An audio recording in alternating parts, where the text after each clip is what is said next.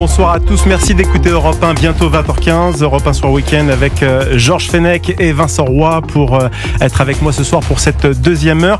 Messieurs, on reçoit ce soir Frédéric Ancel. Bonsoir monsieur Ancel, vous êtes docteur en géopolitique, maître de conférence à Sciences Po Paris et auteur de La guerre mondiale n'aura pas lieu chez Odile Jacob. On a beaucoup de questions ce soir à vous poser chez Europe 1 forcément par rapport à l'annonce d'Emmanuel Macron qui a surpris, sans surprendre, la temporalité peut-être qui est surprenante, l'annonce de la volonté de reconnaître l'État palestinien, la France qui va reconnaître la Palestine en septembre comme État. Dites-moi, Frédéric Ancel, le chef de l'État espère inciter comme ça d'autres pays à le suivre. Est-ce que selon vous, c'est possible ou il risque de se retrouver bien seul ? Oui, je pense que ça sera extrêmement compliqué et on va se retrouver bien seul. Alors pour reprendre votre très bonne introduction, c'est à la fois étonnant et pas du tout. Sur le fond, ce n'est pas étonnant parce que la diplomatie française, comme la plupart des diplomaties dans le monde, a toujours considéré qu'à terme, la seule, en tout cas la meilleure solution était celle des deux États. Le ministre des Affaires étrangères a rappelé à plusieurs reprises, et à juste titre, que l'État palestinien devait être démilitarisé. Bon, mais ça, tout le monde est d'accord, y compris d'ailleurs les États arabes. Ça, c'est sur le fond. Le problème est le suivant, et c'est pas que de la forme, c'est le timing d'une part et les conditions d'autre part. Et moi, je pense que le timing n'est sans doute pas le bon. Pourquoi ? Vous l'avez dit, en tout cas vous l'avez suggéré, c'est-à-dire que ces derniers mois, Emmanuel Macron a déjà émis l'idée avec en particulier la possibilité que l'Arabie Saoudite reconnaissent concomitamment l'État d'Israël pour prix donc de la reconnaissance de la Palestine par la France. Or, je n'y ai jamais cru puisque l'Arabie Saoudite se trouve sous le giron diplomatique américain depuis de longues décennies. Et je ne vois pas aujourd'hui, maintenant peut-être qu'Emmanuel Macron a une botte secrète et qu'on découvrira début septembre que plusieurs États le suivent. Mais jusqu'à présent en tout cas, et c'est le moins qu'on puisse dire, y compris au sein de l'Union européenne, qui est très embêtant, on est réellement seul. Dernier point, sur le terrain, ça ne changera absolument rien. Alors le problème d'une puissance considérable encore comme la France, y compris notamment au Moyen-Orient, c'est que si vous prenez une mesure importante ou si vous adoptez une initiative ou un positionnement nouveau, mais sans que ça produise la moindre conséquence, vous êtes renvoyé à un État extrêmement modeste. Et ça, cette perte possible de crédibilité diplomatique, elle constitue un véritable risque en septembre prochain. On a un président qui pose toujours plein de conditions, comme par exemple des élections possibles l'année prochaine au sein de l'État de Palestine et également la fin du Hamas. Des conditions qui ne sont pas remplies pour l'instant. Comment ça se fait qu'on ose vouloir reconnaître un État, l'État palestinien, alors que les conditions qu'il demande ne sont pas là ? Dites-nous. Moi, je pense que la variable principale de décision du président de la République, au fond, elle n'a pas été politique, elle est humanitaire. C'est-à-dire que à plusieurs reprises ces derniers mois, Emmanuel Macron, et avec de plus en plus de force d'ailleurs, ainsi que le ministre des Affaires étrangères, ont exigé que la situation humanitaire effectivement catastrophique dans la bande de Gaza évolue bien évidemment en bien. Or, Netanyahou n'en fait qu'à sa tête. Bon, ça, on le sait depuis très longtemps. D'ailleurs, Emmanuel Macron n'en a pas été la seule victime, c'est le moins qu'on puisse dire là aussi. Et une partie du gouvernement israélien est d'extrême droite. Et le résultat, c'est que il y a eu une vraie exaspération qui s'est traduite, à mon avis, c'est mon hypothèse, puisqu'il n'y a pas pour l'instant d'effet d'entraînement diplomatique et qu'il n'y aura pas de conséquences sur le terrain. C'est manifeste, tout le monde le sait. Donc, moi, mon hypothèse est la suivante, c'est qu'effectivement, c'est alors peut-être pas un coup de sang, mais en tout cas, sur la base du rejet par le gouvernement israélien d'une amélioration du sort des Palestiniens à Gaza, qu'Emmanuel Macron a décidé de faire cela. Sauf que si c'est l'hypothèse, et je conclus, si c'est cette hypothèse qui est la bonne, alors moi, en tant que géopolitologue, elle me pose le problème suivant, c'est qu'on ne fait pas de la diplomatie sur des sentiments. Et si, encore une fois, c'est le cas, et si la France n'est pas suivie, et si ça ne change rien du tout sur le terrain, eh bien on sera ravalé au rang alors j'ai beaucoup de respect pour ces États, mais d'un point de vue géopolitique, ils sont très modestes, au rang d'Irlande, de l'Espagne ou d'autres. Alors justement, parmi ces pays qui soutiennent la création de l'État Palestine, l'Espagne, l'Irlande, la Norvège, vous le disiez, c'était un mois avant le pogrom du 7 octobre 2023 pour relancer le processus de paix sur la base d'une solution à deux États. L'Union européenne qui reste vraiment très divisée sur cette reconnaissance, est-ce qu'on aura moyen à un jour ou pas d'arriver à s'unir sur le fond ? Alors, là, vous pointez un problème qui est certainement l'un des plus cruciaux sur le plan diplomatique pour l'Union européenne. C'est-à-dire que j'ajoute qu'on a quand même 148 pays qui reconnaissent actuellement officiellement l'État de Palestine sur 193 pays membres de l'Organisation des Nations Unies. Exact. L'Union européenne se divisent sur le Proche-Orient, sur la question israélo-palestinienne, de façon systématique sur les trois postures de vote. Oui, abstention et non. Enfin, c'est quand même extraordinaire, cette histoire. Donc, l'Union européenne, pour l'instant, n'est absolument pas unie. D'ailleurs, on l'a vu encore récemment.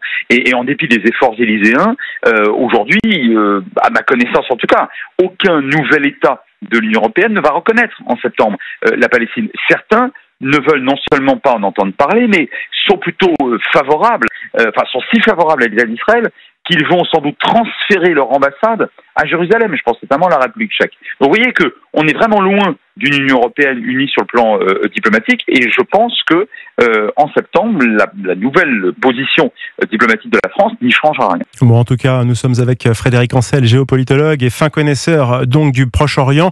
Vous écoutez Europe 1 et ce soir, j'aimerais vous faire entendre justement un mot de l'ambassadeur d'Israël en France, Joshua Zarka, qui dénonce notamment et qui trouve que cette annonce d'un nouvel État palestinien, en tout cas, le rend très déçu. C'est ce qu'on écoute tout de suite.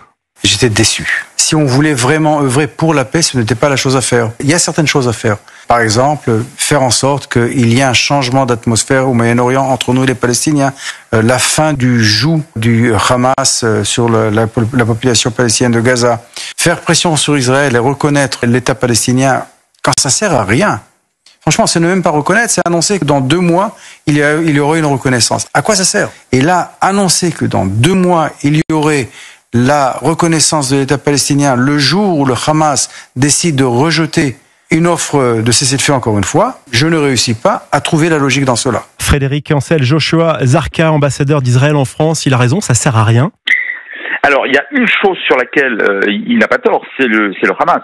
C'est-à-dire que même les États arabes, dans leur grande majorité, rejettent le Hamas. L'autorité palestinienne rejette le Hamas, puisque cette organisation terroriste, est considérée comme telle par tous les États démocratiques qui se respectent, a perpétré un putsch dès 2007 contre l'autorité palestinienne qui, elle, a reconnu Israël, a adopté les accords d'Oslo en 93, etc.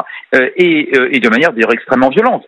Et donc, si vous voulez, tant que le Hamas, d'une façon ou d'une autre, gère encore les affaires sous sa férule totalitaire dans la bande de Gaza, eh oui, c'est quelque chose. Enfin, cette reconnaissance, en ce moment, pose problème en termes de timing, notamment pour cette raison-là.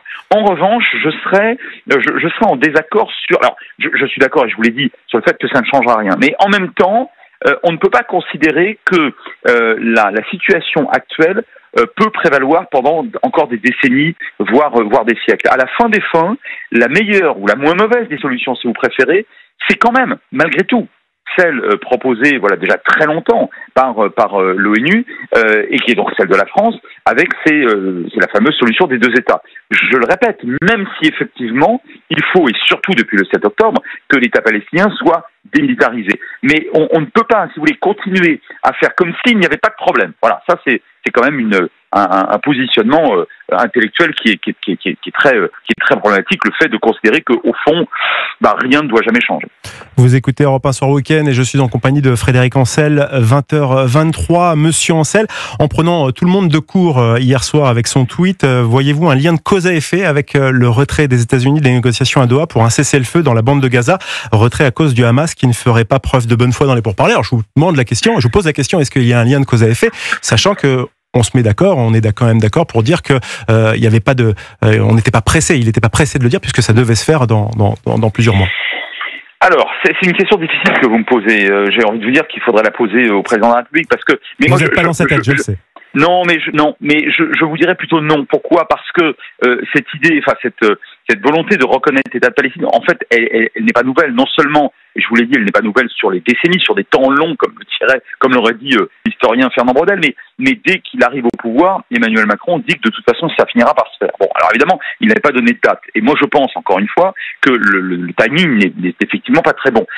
Mais cela dit, il y a plusieurs mois, il avait déjà indiqué qu'il allait à cette reconnaissance dans le cadre d'une conférence internationale sous l'égide des Nations Unies avec l'Arabie Saoudite. Vous voyez, et à l'époque, on n'en était pas au énième échec d'un cessez-le-feu et d'une renégociation entre Israël et le Hamas. Donc, Je ne suis pas certain que ce soit directement lié.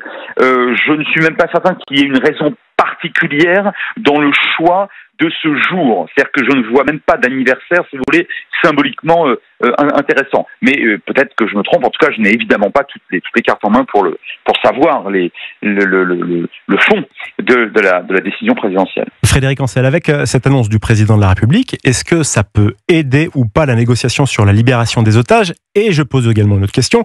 Est-ce que, comme le dit Benjamin Netanyahou, un État palestinien servirait plutôt de tremplin pour anéantir Israël et non pour vivre en paix à ses côtés? Alors, deux questions très différentes. Sur la première, non, je ne vois pas pourquoi ça pourrait permettre une libération des derniers otages, des plusieurs dizaines d'otages israéliens qui restent aux mains des terroristes du Hamas. D'abord parce que le Hamas a salué de manière cynique cette position, sauf que en réalité, le Hamas a toujours, évidemment, par définition et par nature, été opposé à la solution des deux États, puisque il rejette catégoriquement l'État d'Israël, et d'ailleurs de manière beaucoup plus générale le peuple juif, puisque c'est un groupe très violemment antisémite. Bon, donc je pense pas que ça soit que ça puisse accélérer quoi que ce soit, malheureusement. Quant à la position de Netanyahou, non. Si on a affaire dans les années qui suivent à un État palestinien tout à fait démilitarisé, sous l'égide des Nations Unies, dont les frontières seront garanties à la fois par Israël, l'Égypte et la Jordanie, puisque ce seront les trois États frontaliers de cet État de Palestine, je ne vois pas comment cet État de Palestine pourrait menacer l'État d'Israël, par ailleurs extrêmement puissant. Mais attention, j'insiste bien, la condition, et d'ailleurs même Yasser Arafat en réalité, le leader historique des Palestiniens, qui est mort en 2004, mais qui avait pris la tête de l'OLP dès la fin des années 60, l'avait finalement reconnu à l'époque des accords d'Oslo. Il était d'accord pour une démilitarisation de ce futur État palestinien. Et à cette condition-là, non, je ne vois pas pourquoi, comment cet État pourrait détruire Israël. Alors vous le disiez, donc l'annonce du président ne va pas certainement aider à pouvoir libérer les otages. Actuellement, on en est à 21 mois de guerre dans la bande de Gaza. Environ la moitié des combattants du Hamas ont été anéantis, tués par Tsahal. Est-ce qu'on arrive sur la fin du conflit ou pas du tout? Parce que le Hamas n'a pas du tout intérêt à arrêter le conflit, à trouver une solution. Exactement. Le Hamas n'a absolument pas intérêt à cela, pour deux raisons. D'abord parce que certains de ses membres sont des fanatiques apocalyptiques au dernier degré qui rêvent de vierge au paradis, mais certaines et de destruction et d'anéantissement de l'intégralité des Juifs, et pas seulement des Israéliens, y compris au risque de perdre ou de faire perdre la vie à leur propre population. Bon, ça c'est pour une partie d'entre eux, de ces fanatiques, et l'autre partie, effectivement, beaucoup plus pragmatique, on va appeler ça comme ça, bien que fanatique aussi, considère, vous l'avez bien dit, que de toute façon, il s'agit de poursuivre le plus longtemps possible le conflit pour user en quelque sorte les Israéliens en attendant autre chose, peut-être un autre gouvernement ou des pressions américaines ou que sais-je encore. Et de ce point de vue-là, si vous ajoutez que du côté israélien, beaucoup de citoyens israéliens eux-mêmes reprochent, en tout cas soupçonnent Netanyahou, ou reprochent à Netanyahou la volonté qui serait la sienne de ne pas mettre fin à la guerre pour rester au pouvoir à la tête d'une coalition fragile, dans un cas comme dans l'autre, alors c'est une hypothèse, mais enfin en tout cas il faut en tenir compte, dans un cas comme dans l'autre, malheureusement à court terme, je ne vois pas de sortie de crise. Je dis bien à court terme, et je conclus parce que à moyen terme, je pense qu'en réalité, tout est encore possible dans cette solution de paix à terme, parce que la coalition israélienne, dont une partie est très très concrètement d'extrême droite, finira par chuter au plus tard lors de du prochain scrutin dans un peu plus d'un an, parce que le Hamas militairement est effectivement quasiment détruit, parce que les États arabes, pour la plupart d'entre eux, sont très modérés. C'est vrai du Maroc aux Émirats, en passant par l'Égypte et la Jordanie ou bien sûr l'Arabie Saoudite. Ça fait 3. Et enfin 4, à la fin des fins, les accords d'Oslo n'ont pas été totalement anéantis. Je veux dire par là, je le dis d'un mot, que l'autorité palestinienne, même si elle est très faible aujourd'hui, n'a jamais renoncé à sa reconnaissance de l'État d'Israël. Et c'est vrai de l'État d'Israël qui, même avec ce gouvernement ultranationaliste, n'a jamais renoncé à reconnaître l'autorité palestinienne. Merci beaucoup Frédéric Ancel d'avoir répondu aux questions d'Europe 1. Merci à vous, très bonne soirée. Je rappelle que vous êtes l'auteur de La guerre mondiale n'aura pas lieu chez Odile Jacob. Merci Frédéric Ancel. Europe 1 Soir Week-end, 20h29. Restez avec nous dans un instant. On va poursuivre justement avec nos débatteurs Georges Fenech et Vincent Roy de cet État de Palestine et encore de bien d'autres d'actualités. À tout de suite sur Europe 1.